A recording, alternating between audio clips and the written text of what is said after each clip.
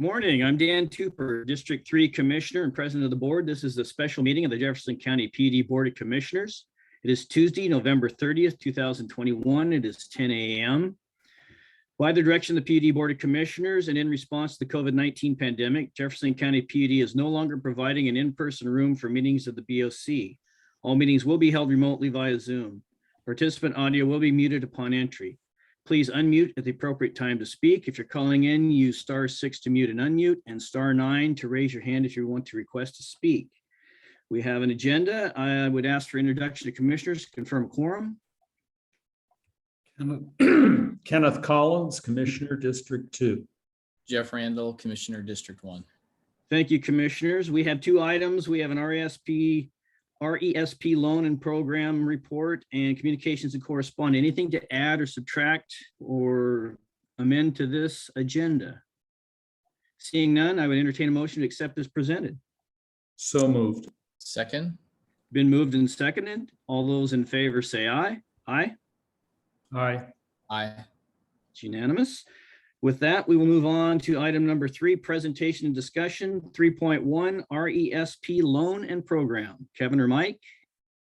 I'll start and then Mike will jump in and then we'll kind of tag team after that. This meeting really is to give staff enough information so that we can put a program together and bring back to you in the very near future. When we applied for the RUS loan, we applied for the 15 categories that RUS accepts today. Could you blow the screen up a little bit, about 2 times maybe? You just can't quite read it. Thank you. Not a problem. So as a PUD, we can choose one or all of these items. There are several that I think we should do and some that I think we shouldn't do. Mike will jump in here and he'll start going down the list, and really kind of what we're looking for today is the broader view. Which items do we want to take on? Which don't we want to take on? And all of this has to be written up. Once we get the loan, we have to have the plan in place that says, okay, this is what we'll loan for. We will also be asking a couple questions at the end of this where interest to be charged. That's how we recoup our cost for the program. And then some other items that we'd like to talk to very, very briefly is, what do you use for a credit reference, and who should qualify for these loans? I will say up front, and Mike will reiterate, this is not for a particular like low income, middle income, high income. This is really available to anyone at the PUD who wants to do any of the items that the board deems worthy to put this money towards. So, Hey, Kevin. Yes, sir. Do we have to differentiate with these programs? Do we have to differentiate between commercial business and residential? Or does it all apply equally? We can differentiate between. Some of these are geared more towards commercial, but others could be for residential. But we can actually say, for example, 6 motors, that may be strictly a commercial offering. But we do get that option, Dan.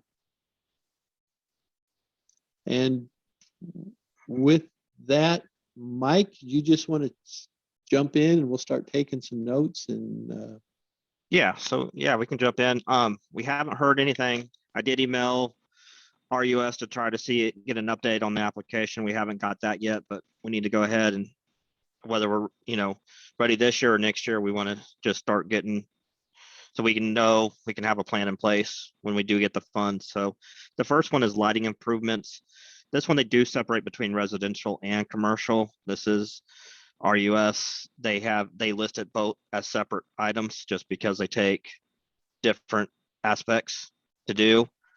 So I don't know if that's something the board wants to look at us doing, is providing loans to improve lights so they can, switch to LED lights more, especially on the commercial side of things. Be more, because what we're doing is we want to just make sure our customers can be more efficient in their energy use. Then we have the H, so we have lighting So, improvements. hey, Mike. Yeah. How about this? Lighting, before we move on, it doesn't need much explanation. Thumbs up. We should offer it. Okay, thank you. Then the next one is HVAC systems.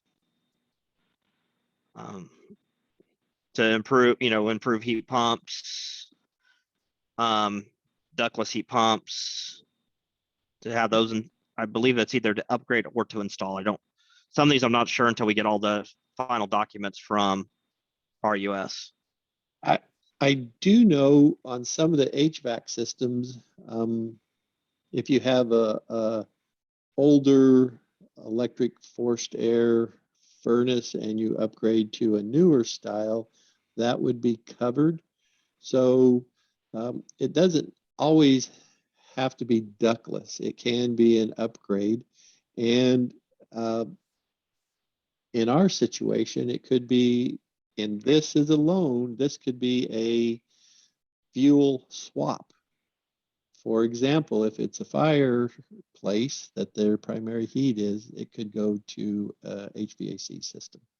So, any questions? Can I get a? So one question on that, because of COVID, because of, the space that people, workspace, primarily this would be probably commercial, business oriented. Is there other monies out there they can get? I mean, how would we prioritize whether there's other money out there that a business could go after to do this kind of work rather than come to us? I mean, so that we're not, I don't know that they could necessarily double dip, but how would we be sure that there isn't a better resource for them out there than just coming to us for the loan? Dan? Some of that I don't think we would know for sure, because we don't know all the commercial opportunities that are out there. I mean, without really diving really deep into everything, there's really hard to say. So would it maybe make sense to just say residential with that one to start with? Can we expand it later, or do we want to encompass everyone with that one? So I have an opinion on this. I guess it's, if we basically, we're entering the market. We're providing another market option for our residential and commercial customers. And if we're the best option, they'll make that choice. I don't know that we need to get involved in trying to make them show what they've analyzed or not analyzed. I think from our perspective, the real opportunity in all the heating system stuff is just getting people off of electric resistance heat, or having electric resistance heat be the backup when it's too cold for a heat pump system to be efficient. And I see that advantages there is it's helping the customer reduce their heating costs. And I've seen it personally. It can cut your cost about in half if you go from electric resistance to heat pump style heating. And it helps us also in that we're using less electricity, and we are concerned about our, total loads and our demand as we're adding new electricity loads like electric cars. So I just don't see a reason to do that. Let the customer decide what's best for them. If there's better commercial options out there, they should pursue it. If we can provide the best option, why not let them utilize our resources? Yeah, that's what I think a lot of what the RESP loan is used for is the non-traditional financing. We offer on bill, it's just going to be with their power bill. They don't have to go to a bank to try to get something financed. That, it's just it's an alternative source for financing for them. So, Ken, you had a question? I had a comment. Okay.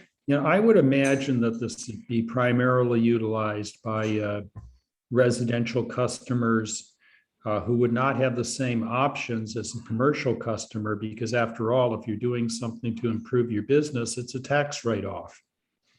So I think that there would be other options for commercial customers. And while I agree with what Commissioner Randall said, that this is going to be marketplace and interest rate driven to some extent, we don't have to resolve this right now, but we may want to gear this primarily towards residential customers who don't have the same options as commercial customers. And especially when it comes to the opportunity to switch fuels. Hey, Mike or Kevin, I had a question that Ken kind of brings up, and it's at some point we have to tell RUS what our options are going to be, what our offerings are. And I'm wondering if down the road, a year or two down the road, we decide, oh, geez, we didn't allow for, I'll just pick one, mobile home, manufactured home replacement. And then we find out, oh, this would be really helpful for reasons X, Y, and Z. Can we modify our offerings at a later date? Or if we do, what would that process be like? So with our application, Jeff, I did include all of these eligible activities right now. So we are, once we get the approval, we are eligible. We can do all of these. Now, if we want to later, say in another year or two, we want to borrow more money, and we can kind of change. So it's when you apply for the RUSP loan, you have to kind of say, these are the activities we're going to look at doing. And only those activities are the ones that you can do with that loan. But they do the RUSP loan every year. You can reapply for additional funds every year. And that's why they also allow, so say, I know like Alpalco they've added a couple of things that's unique to them that they got RUS approval for. So we could down the road say, do another RUSP loan and say, like they do their fiber subsidiary, they can do loans for the connection to the home because they make a smart home, and then allows for more control over the efficiency of the house. So there are things that as we get additional funds or we want to apply later on, we can change things around. But I did put all 15 of these items in our loan application this year.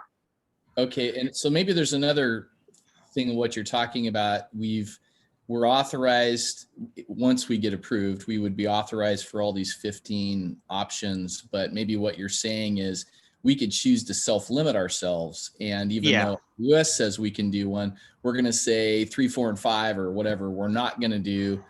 But because we're self-limiting, later on, we could choose to offer those under this same loan. Does that make sense? Yeah, that does make sense. Yeah, that's basically that's kind of what we're wanting to meet today was, okay, here's the 15 items that we said that we're going to look at. Do we want to do all 15? There's a few of them that Kevin and I are kind of leery about. And one of them, since you kind of brought it up, is that replacement of manufactured homes, because it's a 10-year repayment period. Can they afford it? So that's what we're really trying to narrow down is, do we really want 15 items, or do we want to concentrate on just say 5, 6, 7, 8, 5 items right now to get the program up and going, and then expand it, see what kind of response we get, and expand it from there.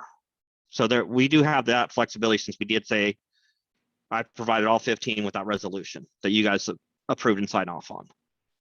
So we are eligible right now.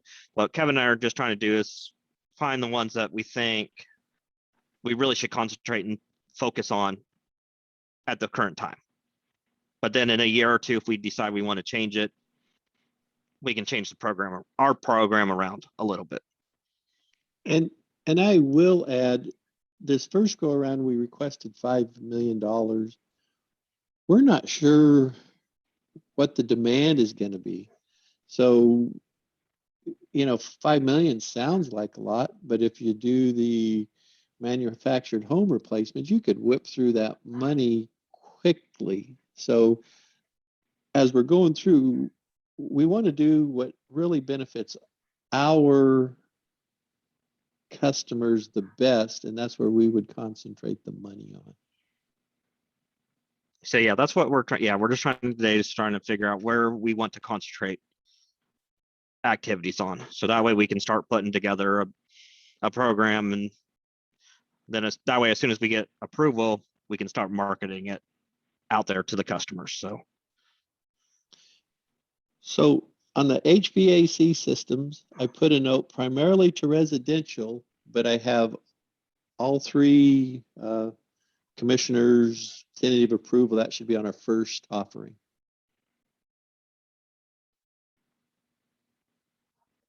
Yeah, I think that. So then the third item is building envelope improvements. And I think this is just overall building improvements, if I really remember correctly. Part of it can also be a lot of the older homes in Jefferson County have very little insulation in the walls. And the building envelope on the outside of the building, if you can insulate that, maybe subfloors, things like that. So these, it could be some sheathing to help keep the wind out. There's a few items we can do on this one. But again, now you're starting to, some costs are higher and your payback's less. So I think this is an important one to have, but it probably won't be utilized very much. There's easier ways, but This would involve windows and insulation and sealing and, sealing of holes and caulking and all that stuff, I would imagine. correct. Yeah. So yeah, this one would probably, a lot of it would be geared probably more towards the residentials customers if it's something that you guys want us to look at doing.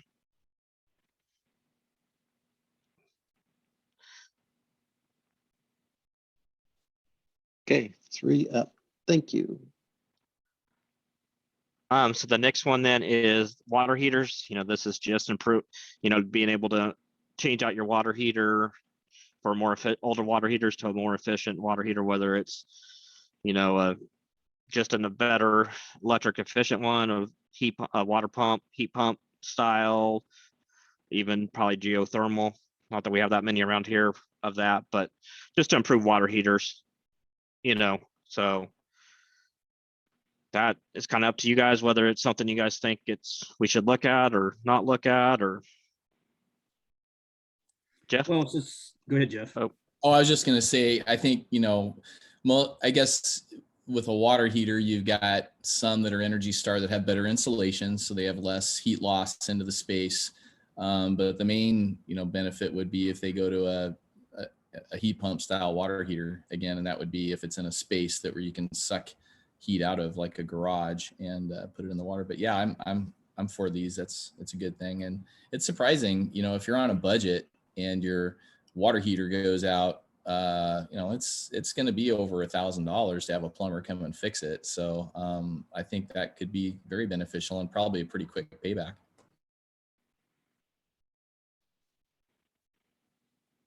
Go ahead, Ken.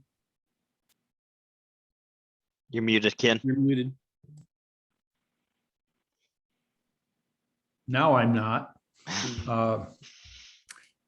I think that we want to be specific that we're not talking about upgrading propane water heaters, but I would include not only the heat pump water heaters, but they make on-demand electric water heaters, which also save a lot of energy because you're not continuously heating a 50, 75, or 100 gallons of water to keep it at a certain temperature. The downside of those on-demands is they've got a huge load. It's like you go from a 120 volt, or I suppose it still could be 240 volt load, but it's just heavy duty amps that you have to do to heat that water fast. So I don't know. Kevin, how you feel about that. Sometimes you might even have to upgrade a service to like 225 amp, 220 amp service to get that. But I don't, that would be my only concern with on demand. Um, what little bit of research I did, a typical water heater uses like a 30 amp breaker. The on-demands can be up to 90 amps draw because it is an instantaneous trying to heat it. I do like the electric only though. So I think that's a great thing. And I do think this one's a benefit to probably a lot of people who would need this one. So. Yeah, so I don't have a problem with the on demand. If somebody decides that's their best solution, I don't have a problem with that. But I like the idea of not using it to fund propane. That's propane we need to wean ourselves off of. Yeah. So 3 thumbs up. Well, just one question about that. If we start to get too restrictive, we're going to have customer pushback on that because, again, now we're getting kind of preferential in who we're offering this services to. So I would just be a little leery about getting too restrictive. As far as customer satisfaction goes, that's one of our goals. And if, you know, every other customer that goes to do this is unhappy with the service, that's not a good thing. So, you know, points well taken about, you know, trying to wean off propane and other things. But I think from a customer satisfaction point, getting too restrictive could be a bad optic and it could cause us a lot of grief. Just throwing that out there as we go through this list. I would remind my fellow commissioners that we are an electric utility. That's the business that we're in.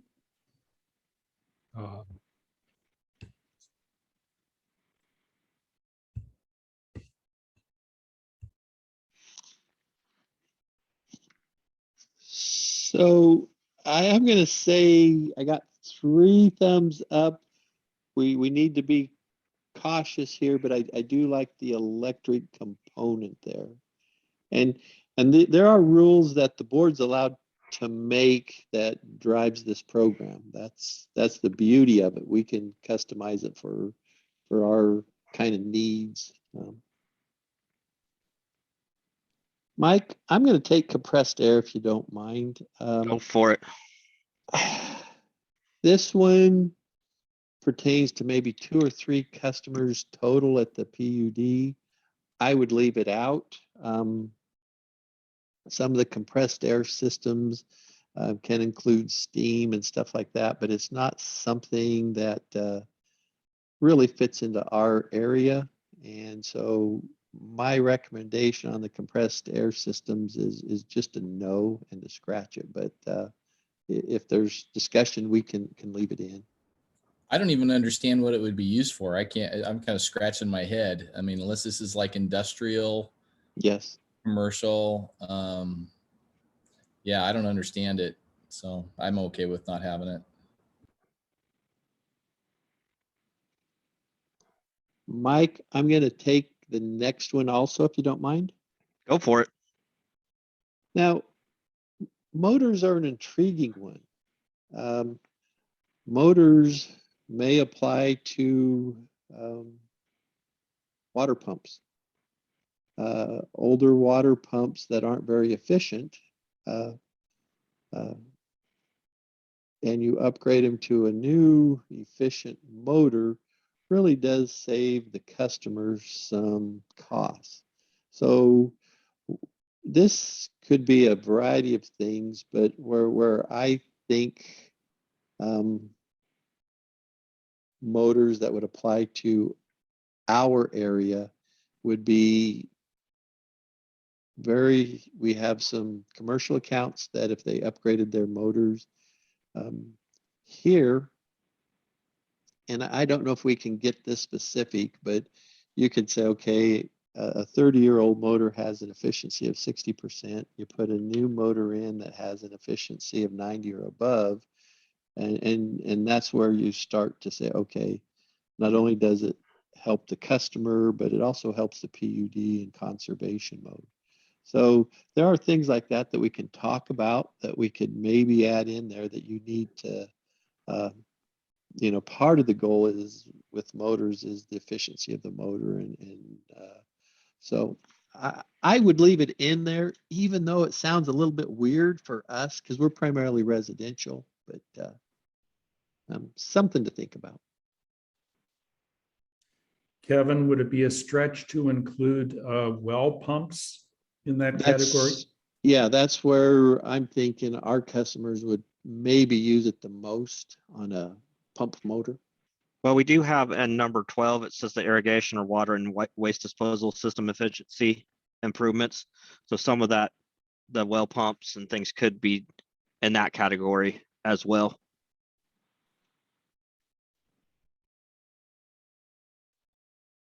Good point, Mike. And I'm going to differentiate a little bit. The pump water, it's a two system. It's a pump and a motor. So you can leave your pump in and just change your motor out or things like that. But I don't think it would be used much. And the water, Mike is 100% right. We could catch under 12. But I would leave it in and maybe put some restrictions there.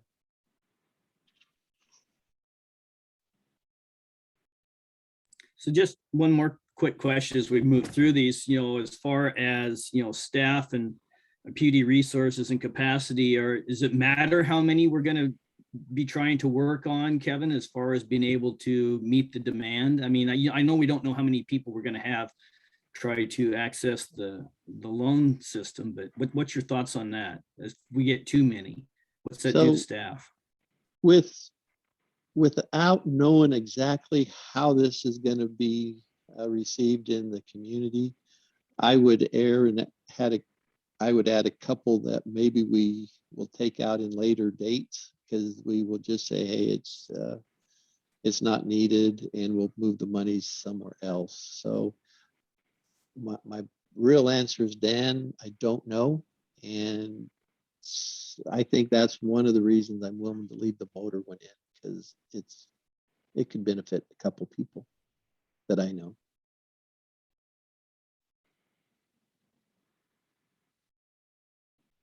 So thumbs up to motors, or you want to scratch it?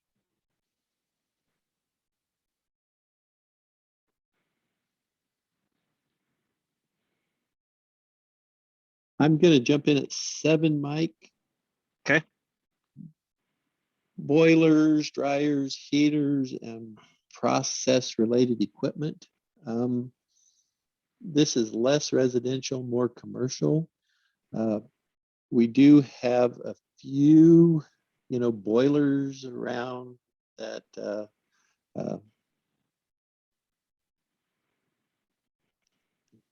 are old and obsolete and maybe could be changed out. I'm on the fence on this one.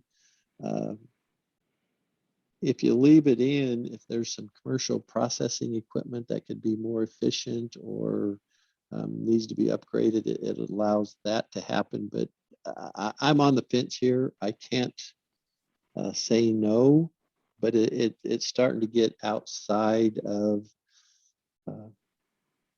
the norm. It is very broad, so I think you leave it in, but you put some restrictions on it to this first go around to maybe apply only to commercial. But that's the next debate. How do you leave something in, but try not to? You don't want a commercial customer to come in and take $5 million, so you have to restrict it somehow. So, like I say, I think I would leave it in, but I would put some kind of restrictions on there. And we can bring restrictions back at the next meeting, and then the board can go through those and say yes, or they're too restrictive or not. Can you put a maximum loan amount for a particular category for an individual loan? Mike, do you know? I believe you can, but I don't know that for sure. I want to say we probably can because it's our program, how we can kind of set things up how we want to, but I'm not 100% sure on what that is, but I'm sure we probably can, that, set up, oh, kind of like what we get sometimes, some matching, we'll do 50% of the project or something like that, 75%, where they have to put some money towards it too, just so we don't have one or two people come in and wipe us out of funds. But we can look into that and bring that back at the next meeting once we know a little bit more and get a few more things set up. So on 7, up or down? I would maybe say leave it on the list, obviously, like you're doing, but hold off on taking any, you see what kind of response maybe we get from the public first to determine, because I think like the schools might still use boilers, laundromats obviously might fall into this category. Those are going to be some high ticket, type of loans, I would think. And so it might pay this, wait a little bit and see what kind of response we get, and that it's on our list, but we're not offering it as of yet, and just kind of play it by ear. Okay. Mike, you want to take the next couple or? Yeah, I can. So the next one is energy audits. And this, I think, it helps people out, but then, how do you go about, if we do it, it's going to require some equipment, they can hire an outside firm, but are they, trustworthy to do it, to help show them where they can improve things, but. Yes, Dan. So did staff do any research on, are there local, on the peninsula or maybe even in Kitsap, I don't know, entities that do the audits? I know when, PSD was here, they would come and do them. I don't know if they were contracted out. Is there any research done on who offers that service out there in the private sector? I have not done any, unless Kevin knows of some. I know that's one thing we've really struggled with here on the peninsula, is getting contractors to come in and actually do energy audits. Will can give us a little more information there. Or do you want me to keep going, Will? No, we've got some home inspectors that do energy audits locally that we could utilize if we wanted to. What Kevin and I talked about before this meeting was that we would want to be careful if we're funding third parties or funding reimbursements for third-party energy audits, that we have some kind of vetting system like we use for our participating installers in our rebate program, where they've given us their business license and proof of insurance, things like that, before we authorize any rebate for energy audits. I just came back from an NWPPA conference where a lot of conservation departments had moved to all online energy audits, remote energy audits, where you walk through with the trained representative. That's something we could look into as well. We could look at multiple options. Jeff. This is one, I mean, a lot of the energy audits I've heard about aren't, super expensive. They're in like the hundreds of dollars, but where a customer could combine an energy audit then with building envelope improvements, that's where I see some value. And I know I've kind of, when I was in the solar business, we would get these questions asked of us of who does energy audits. And I think one of the challenging things, it's kind of a chicken and egg thing. If there's no money for it, you're not going to have any contractors to do it. And I know Tim Halpin in the past he's got one of those heat guns, infrared guns, so he can take pictures of buildings when you've got a temperature differential. So he can only do it in the wintertime when there's heat loss occurring from the building, and then he can take pictures and he can see, oh, okay, here's your issues. You don't have insulation in that area, and you can do that without drilling holes in it. So I could see potentially if we provide a loan for energy audits, that could help get the market to provide that service on a more reliable basis. And then someone could combine it with an actual project. They do the energy audit and they do the improvements that are targeted to actually fix the problem. So I think there's value in it. Yeah, Mike, maybe you know more. I'm not sure, but I think the energy audit isn't actually a loan for the customer. It's just something we provide as a service, like we provide the processing of all the information. Mike, do you know more about that? I don't know on this one. There may be a little bit where we can, fund if it's a more in-depth, audit than just a quick walkthrough with a heat gun, with trying to find, heat loss during the winter time. Is something that we probably might want to do a little bit more looking at and then bring back to Yeah, the I think, board. yeah, we should do that. I think my initial reading was that it was an allowable expense for the program, but we can double check. Yeah. I do know a customer can hire it done, and it is part of the loan. And I believe it is a lot of times combined. They'll come in and do a audit and then continue on to do some additional work. So the audit is 500. I'm just picking a number out of the air, and then the additional work is 5,000. So I've got I just don't think we should do it in-house. I have some issues trying to do it in-house. I do support the program. Just I think we have to be very careful here on making it known it's not in-house and trying to vet people. And I like the digital idea. It's come a long way. So I think we could potentially get overwhelmed if we offered it in-house. I think there would be a tremendous demand. And unless you're really wanting to staff up, I think it could be challenging to deal with that. Two issues come to me when I look and think about those as we get people into energy efficient lighting, into energy efficient appliances, heat pumps. Sooner or later, we're going to max out on our conservation and our energy efficiency, and we're going to have to meet some CETA guidelines. These energy audits I don't know, I'm just speaking off the cuff. That may be a way to help us gain points in the CETA process too, as we go down the energy efficiency and conservation paths. So it's just something I think that we should keep in mind about these audits. There may be more one use to it. Even if we're in-house doing it virtually, that might be a credit we can get to help us, meet some of those other qualifications. So I'm taking it a thumbs up on this one. Okay. Mike, I'm going to take 9 if you don't care. Okay.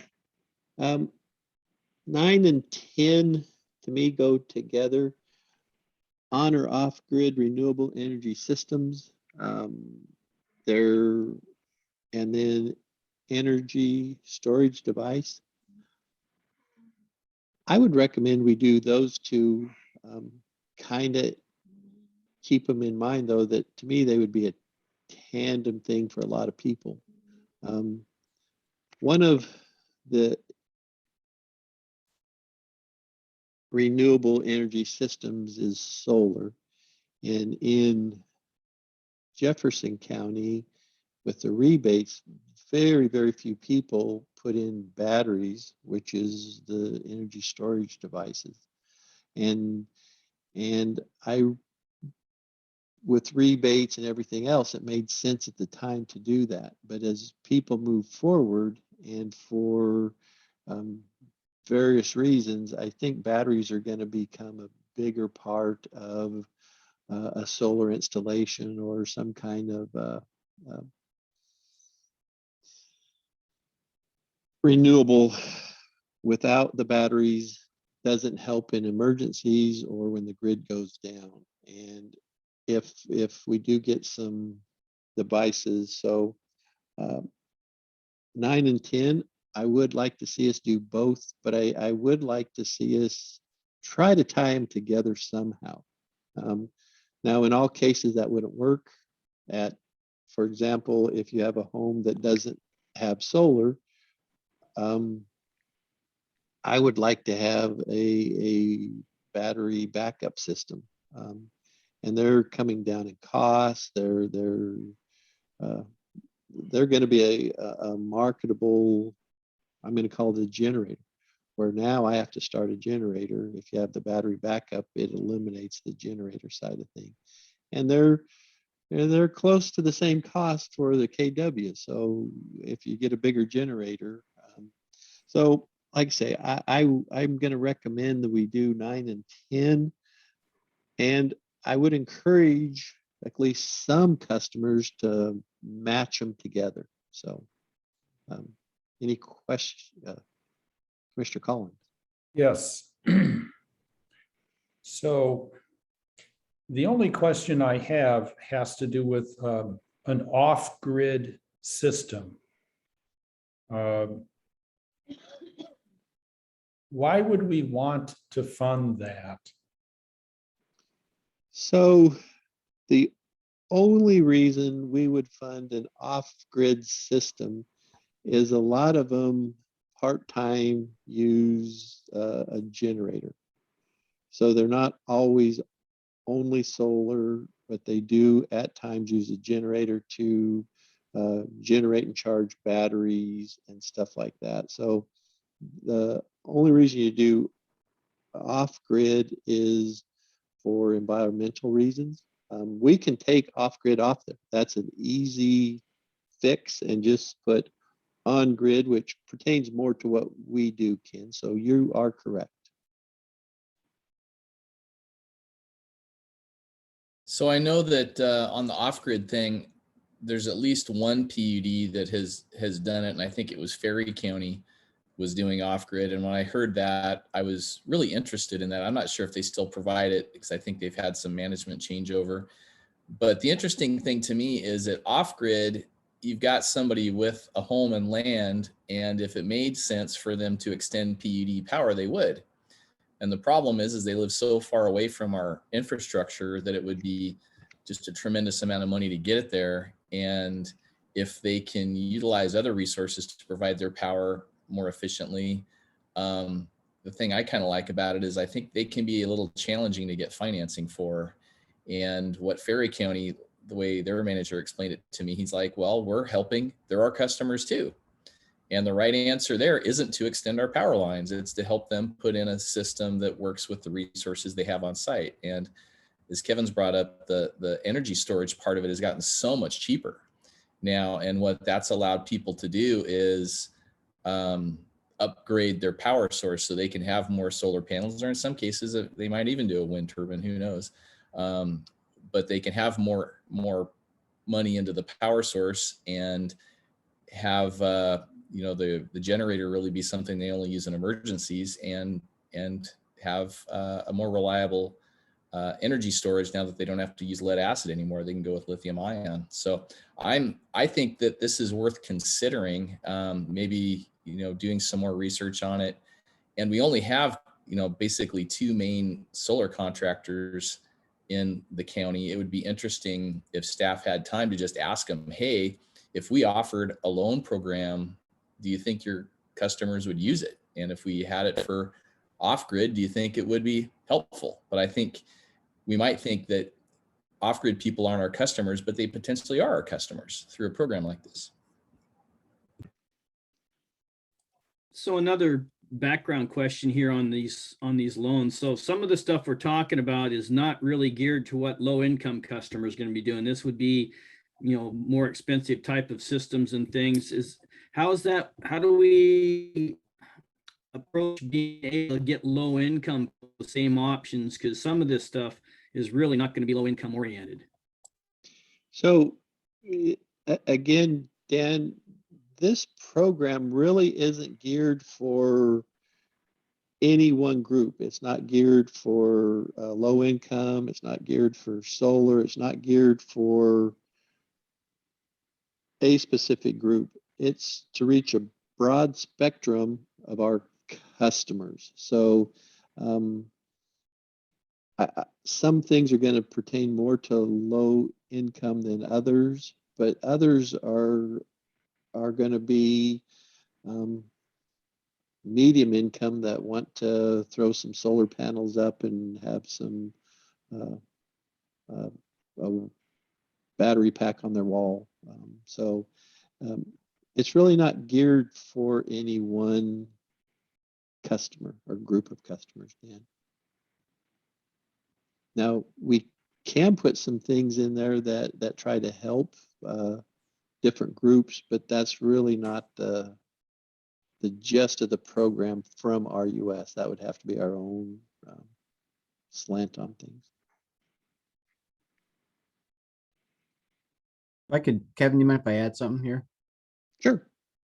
Yeah, so one of the things, and I'm not quite sure how the linkages will work, and Mike can maybe can enlighten me a little bit, but like when we've done some low income projects, the one that I wrote about for the newsletter, that customer was lucky enough to be able to get a couple of local nonprofit groups to cover the excess costs beyond the rebate to do the projects. So I see this as a great opportunity for us to help get those kind of extra costs beyond the rebates covered through a loan program. So there's a minimal monthly payment versus a large monthly payment when you're financing the entire cost of the system.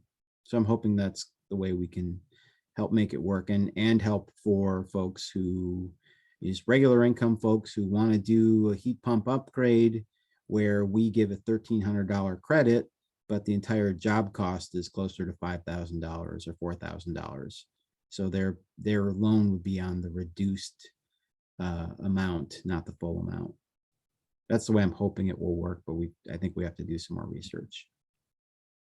Yeah, I think Will's right there. It's doing that. It's giving people an opportunity where, they can spread it out over a longer time than, say, going to the bank, because not everybody can go to the bank and get a decent, and decent interest rate. That's part of the discussion after we get through this list is how much interest do we charge to help cover our costs, because the money's not costing the PUD anything. We're borrowing at 0%, so we're not paying any interest. Whatever interest we charge the customers is we keep to help pay for this project, for the program. And so it is allowing anybody, low income, medium income, high income, to do projects that maybe they just don't have the money to go do.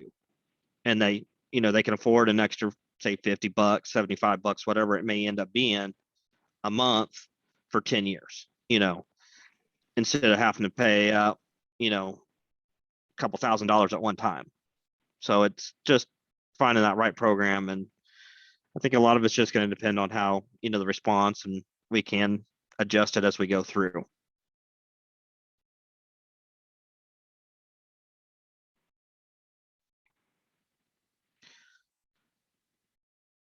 So I'm gonna, for 9 and 10, I'm gonna put we'll ask installers, and then we'll have a little bit more debate on or off grid, but we'll leave them in the program. Okay. Mike, you want to take the next couple? Yeah, I can take the next couple. So the next one, number 11, is the energy efficient appliance upgrades fixed to real property. Some of these I haven't done as much research on. I'm not sure if this is the regular appliances. Kevin, are you familiar with this one? Have you done anything? The issue becomes it has to be part of the real property. So that becomes a sticking point. If you sell your property and you leave your refrigerator in there, is that part of real property? It's a gray area. We can do some more research in, but it really there's some flexibility in here for the commission to say, okay, yes, for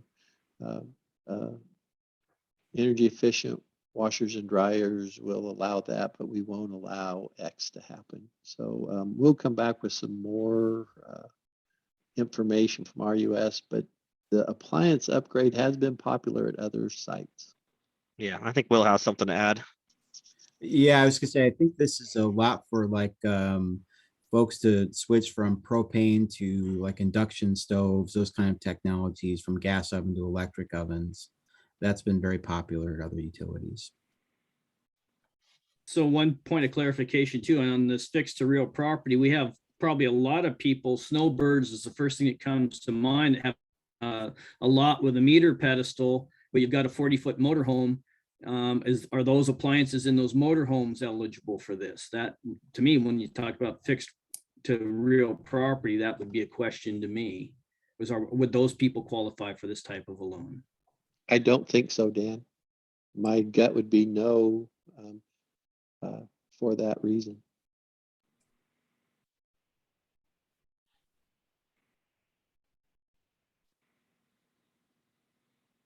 So 3 thumbs up on that. We'll bring back some clarifying to the exactly the fixed property question.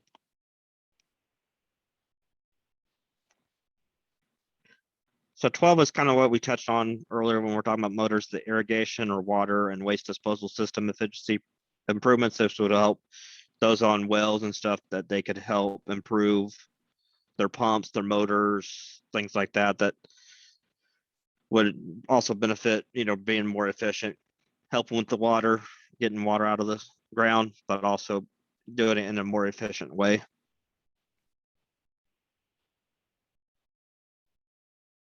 So any questions on those? 3 thumbs up on that one.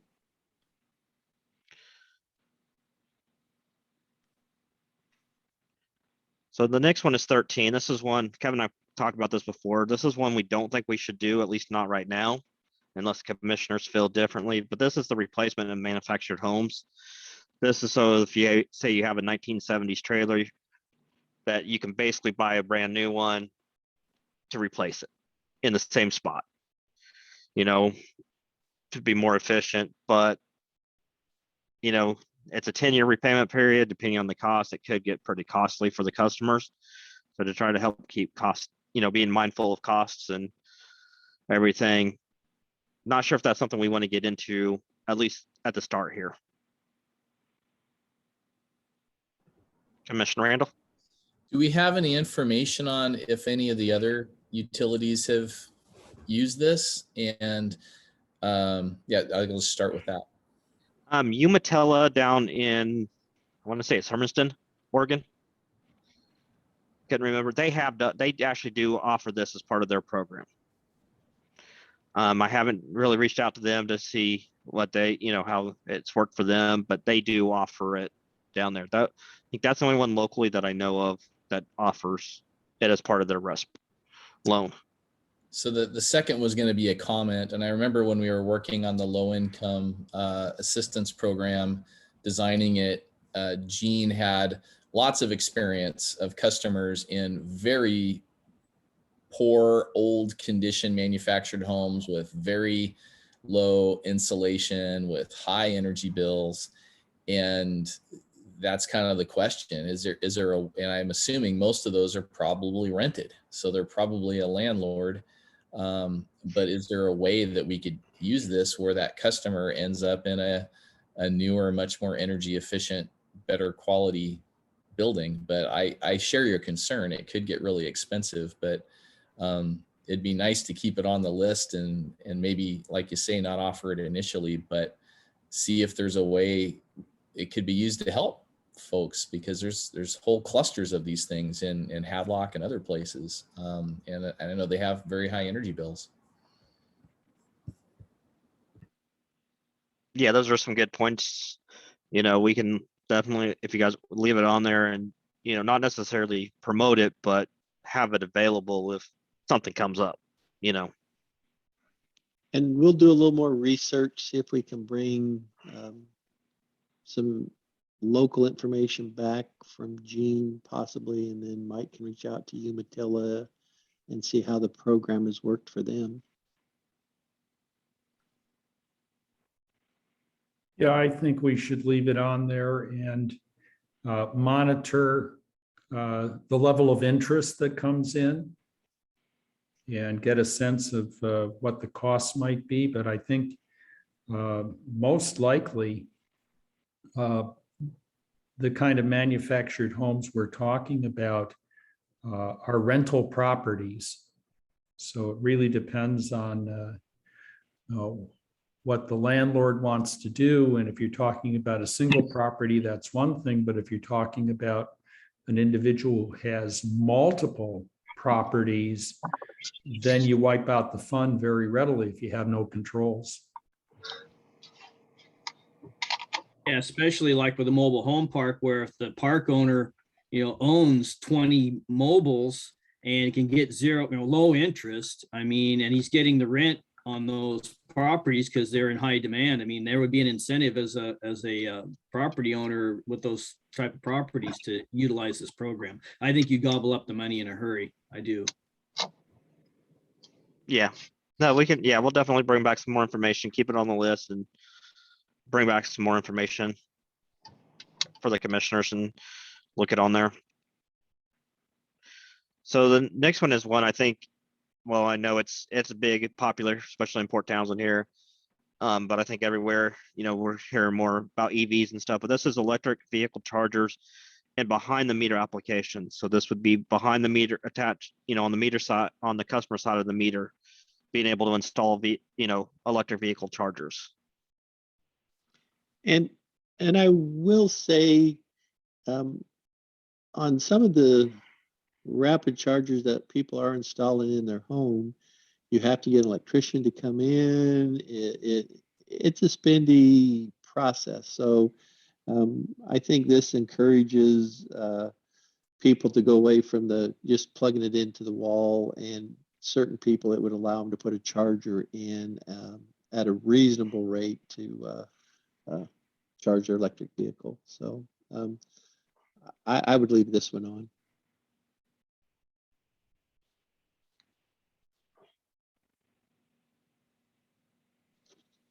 Okay.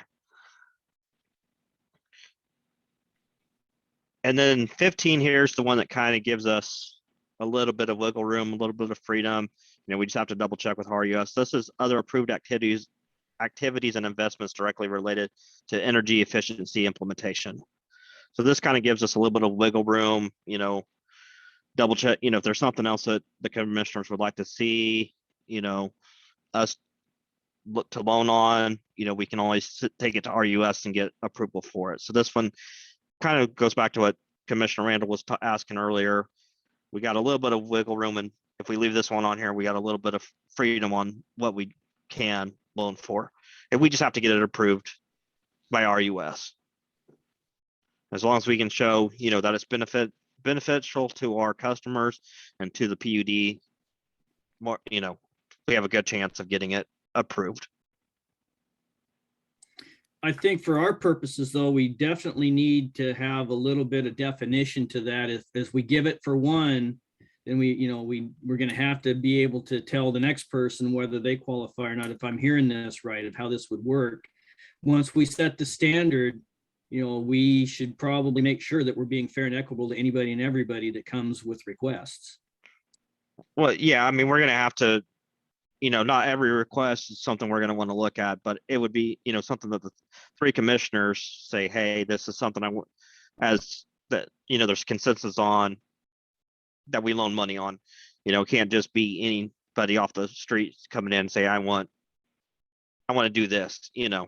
There's got to be, I think, yeah, some consensus to what we send up for approval. And there, when Mike and I were visiting, there are guidelines in the BPA rebate program. There's things like that we can look to bring those back at the PUD and say, okay, they have to fall within these guidelines. And that's how you make sure we're fair and equitable across all of our customer base.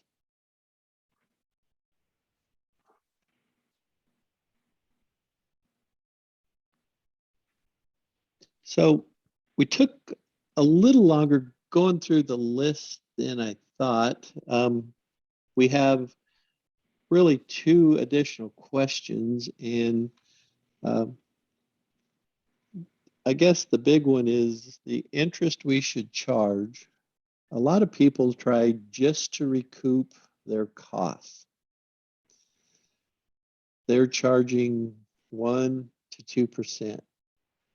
We don't know how time intensive this program is going to be at ours.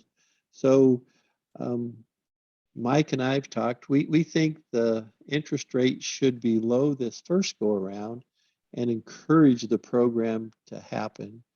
That said, you know, we can come back with some recommendations, but we really feel it should be, 1-2%, no more, because again, we're trying to encourage the efficiencies, encourage people to upgrade.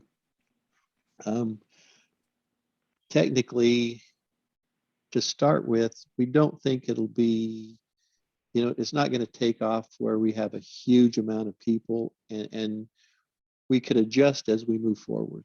But we do, Mike and I have talked, we do think the interest rate should be fairly low until we figure out exactly what our costs are and how to move forward.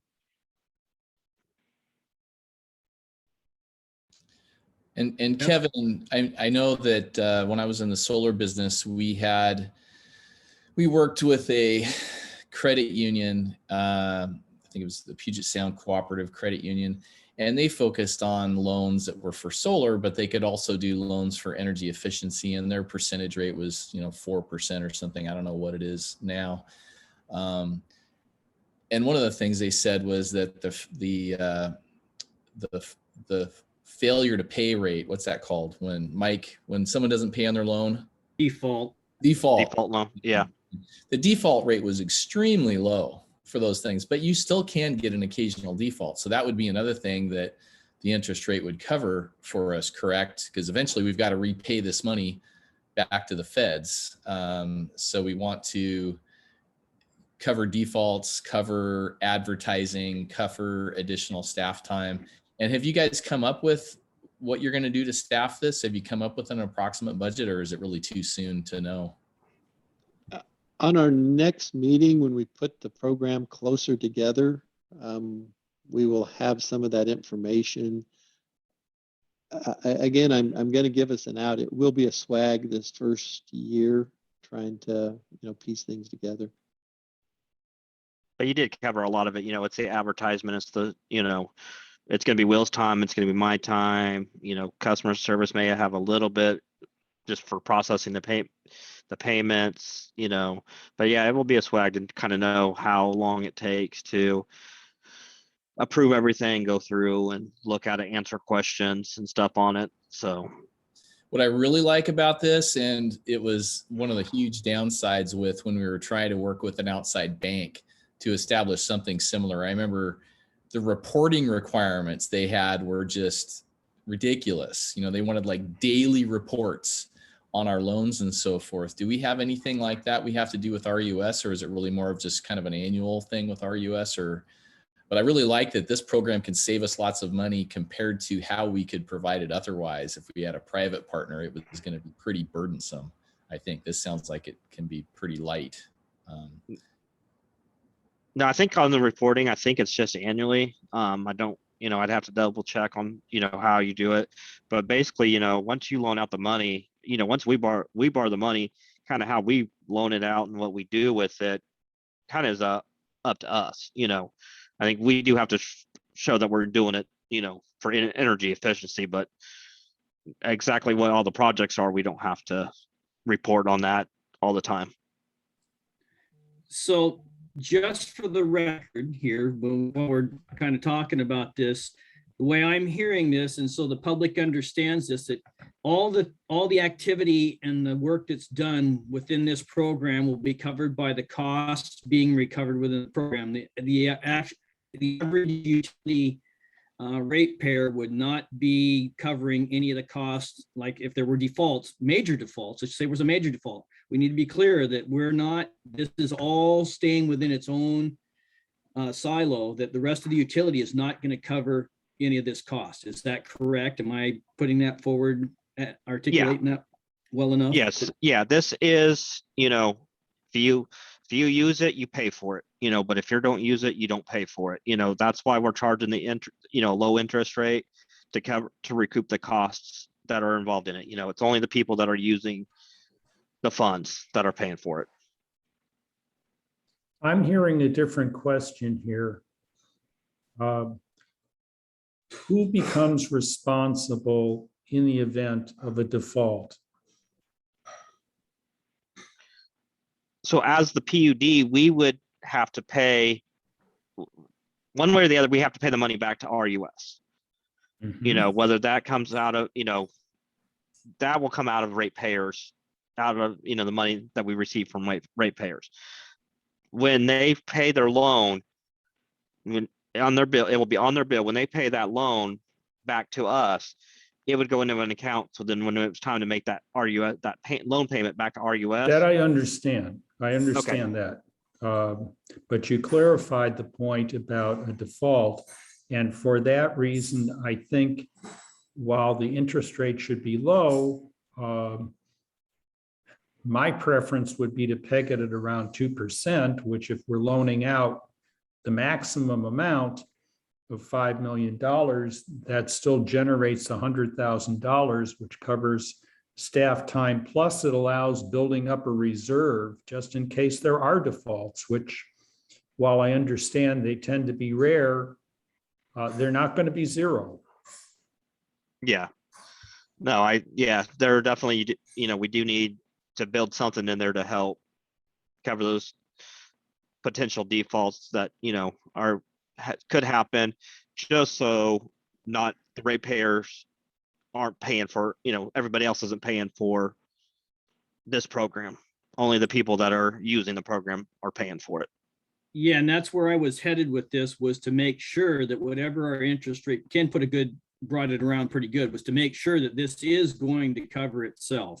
And I know there's a lot of variables that are going to go into that. So making it too low right out the gate, which then maybe is what Ken alluded to a little bit, is maybe not the best way forward. I'm not trying to put words in his mouth, but we do need to be mindful that we do not want this to come back on the majority of our ratepayers, that this does need to pay for itself, the people that utilize this system. So Mike, I had two questions. One, if we let's just say we say 2%. If we set an initial loan rate at 2% and we get down the road a couple of years and we decide, based on our activity and so forth, it ought to be 2.5%. Can we change that loan percentage rate down the road? Yeah, the interest rate, we as the utility can decide what interest rate we charge. I think there's a range, I think it's like 1 to 5% that RUS sets. But where you set it within that range is up to the utility. So we could say, you know what, it's costing us more, or hey, we need to add an additional staff member to help with this program because it's taken off and we're just getting too overwhelmed. It needs to be self-sufficient and pay for itself. So we need to up the interest rate to 2.5%, 3%. Okay. We can do that.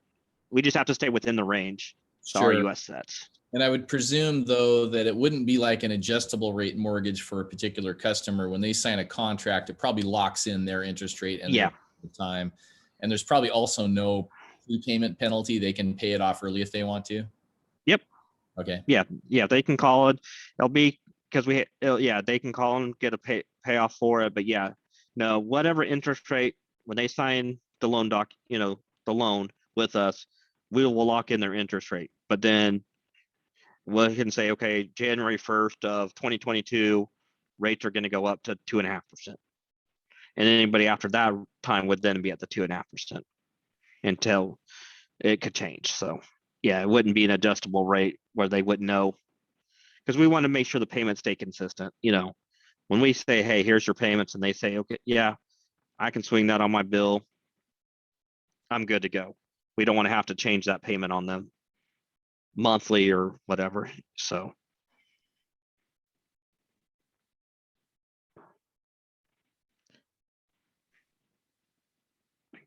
I think that's Was that everything, Kevin? I think, I'm briefly gonna touch on this. We've talked about defaults. Part of the process is they do have to qualify for this loan, and even that becomes part of the program board's responsibility to set some guidelines on how they qualify. It can be as easy as if they've been a PUD customer and hasn't missed a payment for 9 years, then they're qualified. Or it could be, there's any of the credit rankings that others use, we could use them.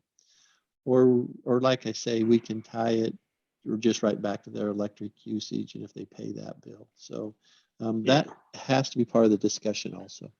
and the one thing we do added onto that is we want to make sure we don't get into the traditional financing world where we have to follow a bunch of banking regulations and laws and the truth in lending stuff. So that's one thing as we set the criteria, we don't want to have to, we want to be mindful and careful of that stuff, that we don't want to get into a whole nother realm of the financing world.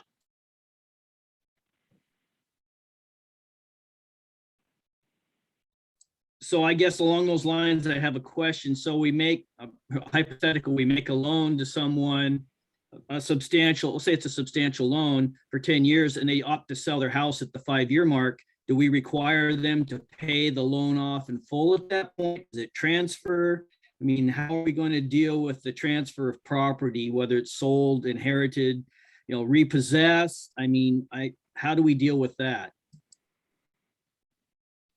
So I know on the selling, it can be tied to the property. So when they sell, we're part of the escrow process. Mike, do you know how repossess works? I don't know that one, Dan. I'd have to do some research. I don't know. I mean, there again, I think we need to, I know we can check with Opalco, we can check with Umatilla. I know Inland Power, they're just getting this program set up now over in Spokane. See how they are doing some of those. I know Joel, he can give us some guidelines on how to set those up to make sure that we get paid no matter, if they leave before it's all paid off. Whether it's transferable and the new person then has to agree. I would rather get it paid off and then try to transfer it, because then it's just done and you don't have to the fight of, well, I didn't agree to that. I don't want to pay for it. And I would add one more, and there's an exhaustive list of things we could put on this, but the other one, big one for me, when you're doing background checks or eligibility, is if they've had a bankruptcy. I mean, that is definitely something we should know about. I think like 7 years, I think you have to go before your credit gets clean or something like that. I don't know exactly, but I think a bankruptcy, especially on maybe some of the higher end or business type people that might want to access this, I don't want us getting left held the bag because they're a bad risk and we just didn't do our due diligence to kind of look at that. So if we did a routine credit check, all of that information would come up. And I think that's something that we need to do. Okay. Yeah, I'll have to check on some of those. We'll have to check and bring that back. Because I know when you start doing some credit checks and stuff, there's some different disclosures and stuff. If you're doing it for lending, that could put us into a different realm of things. So just have to check the regulations on that, Ken, and we can definitely bring that back and let you guys know.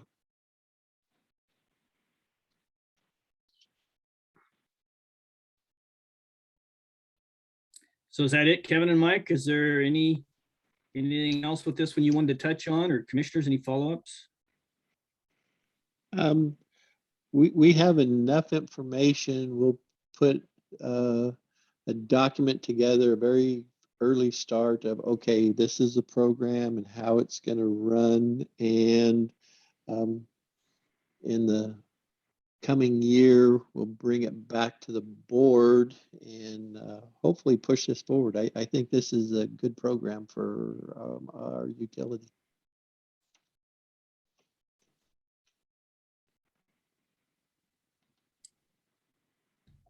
All right, so are we moving on to 3.2? Communicate, is there any public? I didn't look. Do we have any public or is it all staff on today? Looks like all staff. So we will move on to item 3.2, communications and correspondence. And Will is gonna lead us off on this one. Yeah, hold on. Let me share my screen.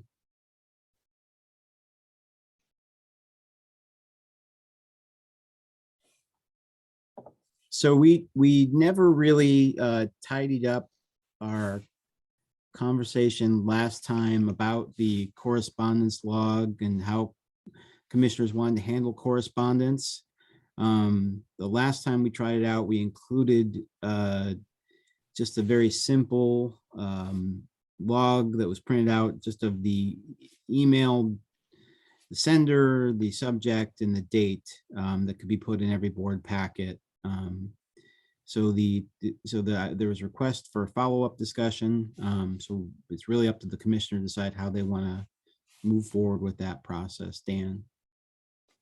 So yeah, I know when we had a motion and we had some discussion on this before, and my concern at the time, I agreed with Jeff that we could go ahead and move forward. I was concerned about staff capacity. So I guess my first question is, now that we've finished the strategic plan and it calls out for a communications plan and other things, you know, what does staff, and Kevin, how do you guys look at a development schedule for a communications plan? And this would be one component of that. I don't want to overload staff, and I know that, you know, moving forward, we got a lot of things on our plate. So just what are your feelings on that? This is one component, but you know, there's other things we have to deal with as we move forward. What kind of a work schedule would you guys look at for developing the quote unquote communications plan that we call out in the strategic plan? We can have a communications draft plan to you guys in the first quarter of 2022. You know, as early as February, kind of getting a sense of what the scope is would be a little bit helpful, but I think we could put together some options. Finishing up the emergency management plan that Sam's been heading up will be helpful, because something that would be nice to include in the communications plan is some procedures for how we communicate, how we kind of standardize some communications processes in emergency situations. Finishing up some of that for outages, we've developed more of those policies. My concern about the correspondence log and the commissioner correspondence, that seems more of a governance issue to me than it does directly a communications policy, because it's more your preference for how you would want to do things. It wouldn't be something I would normally include, but you guys set the agenda. Commissioner Collins. Yeah, well, I like the idea of a simple correspondence log that goes out in the agenda packet. That seems doable. It doesn't seem like it's, you know, an onerous task. And it's as much information as we need, I think, to circulate about the emails that come into individual or the full board of commissioners. And currently, I do not have access to individual commissioner correspondence. What we have is emails that come in to all three commissioners. So the log as presented would just be all three commissioners. We could look at amending that if that's what you wish. Yeah, I think that's a good compromise, or a good starting point, is anything that we all three get, you know, that way the public can see what some of the bigger issues are. Normally, if we're all three getting it, it means that there's either a lot of people involved or an issue. So that to me makes a lot of sense. And again, too, another component of this, you know, it ties in with records retention too. That might help us on the end, you know, if we're putting some of this information out there on, you know, records requests, it might keep some of those from happening. And I also would, in a way, as part of communications, the communications plan is, you know, Annette sends me out whenever we have a request, I think that's something the commissioners should be aware of and kind of make that the procedure or the process is when we get those, the commissioners get contacted about those. So I think there's a lot of different little nuances that could go into this. We don't have to settle it all today.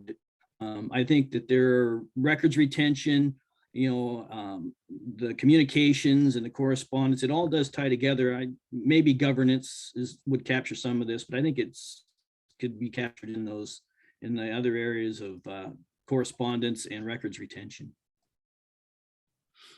And then one point that was discussed last time was live links to the actual emails or printout of the emails. I could not come up with a method to provide live links without going in and manually adding in hyperlinks, which was very time intensive. I would prefer not to have that. It would certainly be easier to print the emails, but I know other commissioners do not want that to happen. So I would prefer just to have the printed log with just the date, the sender, the subject, and leave it at that, if that is acceptable to the commissioners. Yeah, I still just a starting point. We can always work it, later on. That's good to me. Jeff, did you respond, or are you good with any of this, or? I'm okay with what Will is proposing.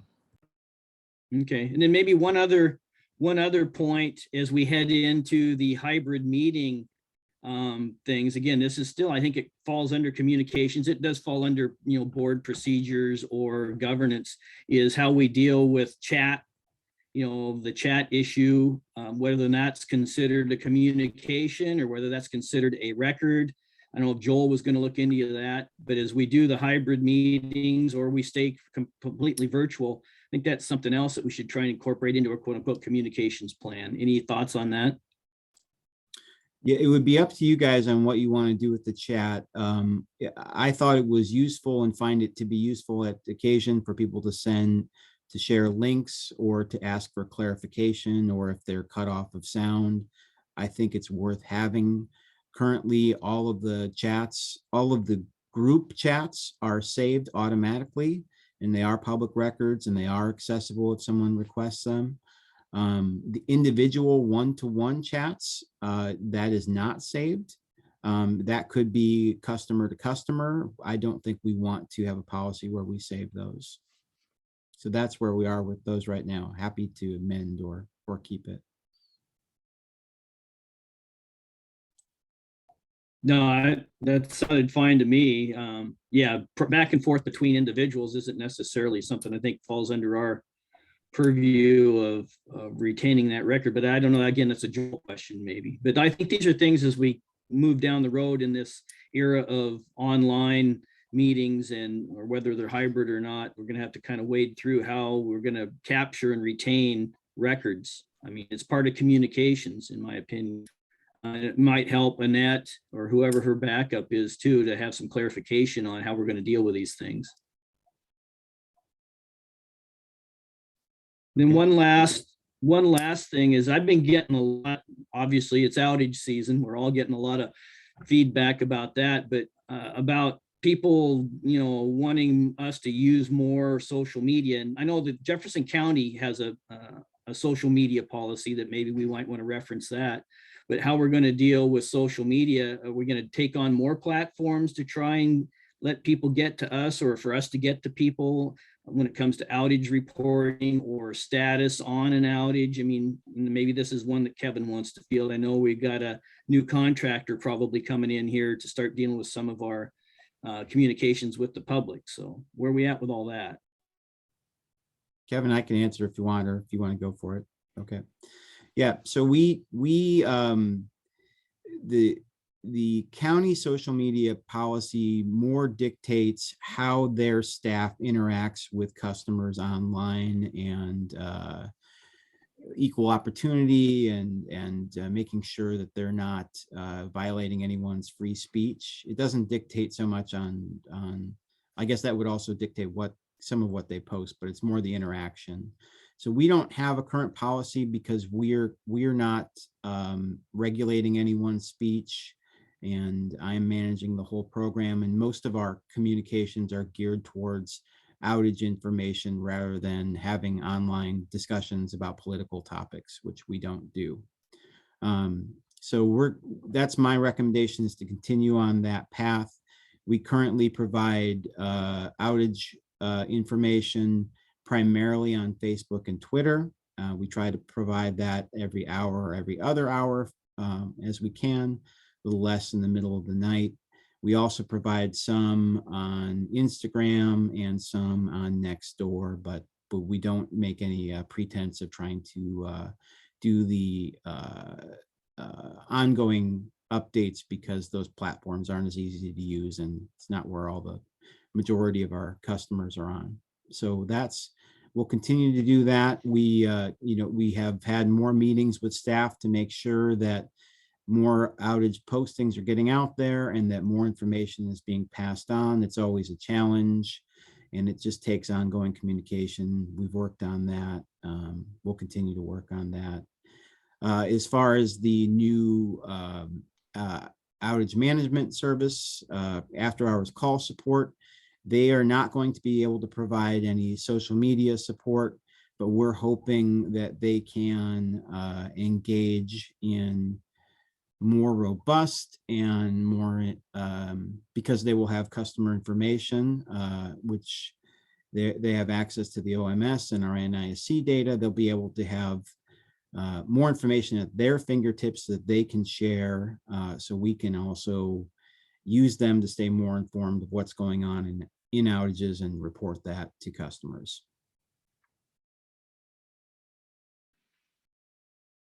And we will include an outage communications element in the communications plan, and that's been underway for a while. Thanks, Walt. Did you want to go back to this one then, or did you get enough guidance out of that? I'm sorry, Dan, I'm confused what you're asking. On what you have up in front of us, talk about just whenever there's correspondence from all three commissioners that would go in the log. That's what's up on the screen is in relationship, correct? Yeah, if you guys wanted to make a motion to include the log in the agenda packet, then we can start that with the next meeting. So was there anything with that, commissioners, that you wanted to adjust, or does that sound reasonable that we just put the ones that come into all three of us in the packet in a printed form with no links? Was that what you said earlier, Will? Was that how I took it? So I'll make a motion that we include a communications log in the agenda packet, that it be limited to communications addressed to the entire Board of Commissioners. I'll And second the motion. Been moved and seconded. Any further discussion? All those in favor say aye. Aye. Aye. Aye. Thank you. Motion passes. So on the overall communications plan, then, Will, you said first quarter. Again, I'm not looking for any specific hard deadline, because I don't want to, see you guys getting off on too much work and get overloading you. So realistically, how do you see the quote unquote communications plan with the other elements that kind of we talked about? And there's probably other elements that, staff or Kevin or maybe even the commissioners might want to see in that as we go along. What kind of timeline for building that, and do you really want? Yeah, I think first quarter, with noting that extends to the end of March is good for me. And I put together an annual communications work plan that I shared with the board last year. I'll have that done in January. Like I said, a lot of these other issues that we've talked about will be taken from other policies that are already under development or about to be finished. So we'll just try to get them into one place and bring that to the board. You guys can review it. You can see what you want added or subtracted, and we can take it back to another meeting before adopting. So I guess another component of communications here is the internal communications. Is that something else that needs to go into this plan, or would that be something separate, Kevin? And how do you see your internal communications? Is there processes or guidelines that we need to look at, instituting there? No.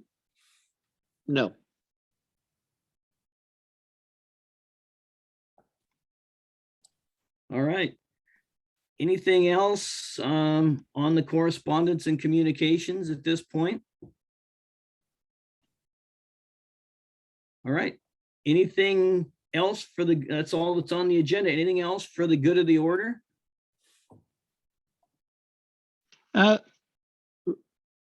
Remember the meeting this afternoon, executive session, review of a public employee. All right, so it is 11:30. I'm not seeing any hands, so I will put us into adjournment. Oh, you waving, Will, or you have something? Oh, I was just gonna remember that we kept, the NTIA grant has been pushed back until the end of the year.